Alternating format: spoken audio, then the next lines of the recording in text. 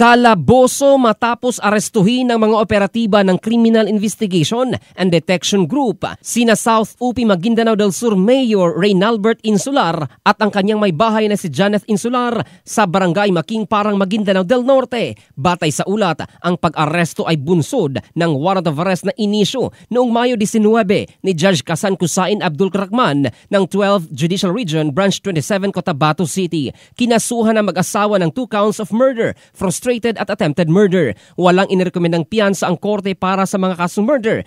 Itinakda naman sa 200,000 pesos ang piyansa para sa frustrated murder at 120,000 pesos para sa attempted murder. Ang mga kaso ay may kaugnayan sa pananambang noong Agosto 2024 na ikinasawi ni dating Vice Mayor Roldan Benito at kasamahan nitong si Weng Marcos.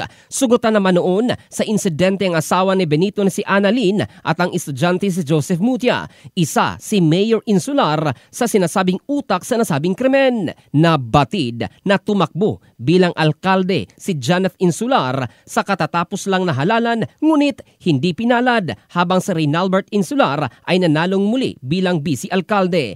Mariin namang itinanggi ni Insular ang mga akusasyon at iginiit na wala siyang kinalaman sa nasabing krimen habang nagsumiti na ng counter affidavit sa investigasyon ng piskalya. Sa ngayon, nasa kustudiya na ng CIDG Maguindanao Provincial Field Unit ang mag-asawa para sa dokumentasyon at karampatang proseso. In the heart of changing lives, ito si Jofel Candado ng Brigada News Philippines, the Music and News Authority.